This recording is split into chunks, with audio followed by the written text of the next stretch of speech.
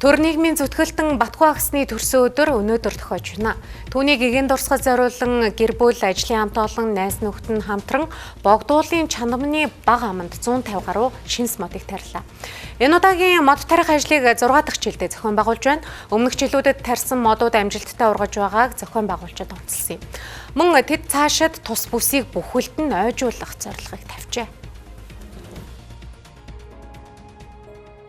Төр нийгмийн зүтгэлтэн Батхуу агсан 1960 оны 5 дугаар сарын 19-нд Өвөрхангай аймгийн Хужир цөмөнд төрсөн. Түүний дурсгал зориулсан мод тарих арга хэмжээнд ойр дотных нь хүмүүс оролцлоо.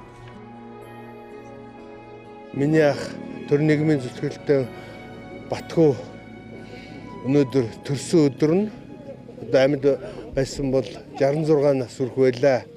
Тэгээд бид сүүлийн 6 жил энэ богдуулын баг чандамны аманд Шунхлаа группийн хамт олонны төлөөлөл, гэр бүл, ах トゥ садан, найз нөхдөдтэйгөө нийлж мод тарьсаар өнөөдөр нэг 1000 орчим мод ургаж байгаа. Оролцож байгаа бүх найз нөхөддөө за дээр нь миний ах Гаваагийн Батхууг таньж мэддэг байсан бүх хүмүүст энэ сайхан өдрийн мэндийг хүргэж байна.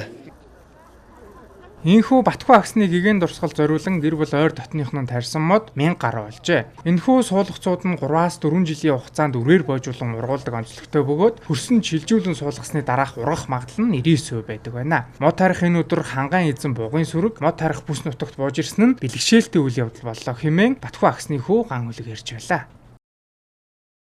Хавийн минь найз нөхдөд тийм ээ.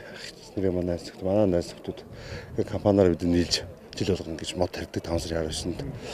Тэгээ ер нь бол одоо 21 оноос хойш гээд бид нар бас сая тооллоо одоо бараг 1000-аад бараг мод тарьчихж байгаа юм байна. Тэгээ жил болгон ингээ уламжлалгоод.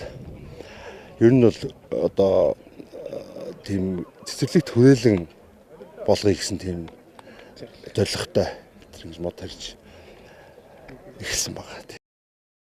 Ийхүү түүнийг эгээн дурсгалыг хүндэтгэн тарьсан модт нь байгаль хамгаалал, ойжуулалтын сайн үлсийг түгээн дэлгэрүүлэхэд хувь нэмрээ оруулж байгаа үйл явдал юм а.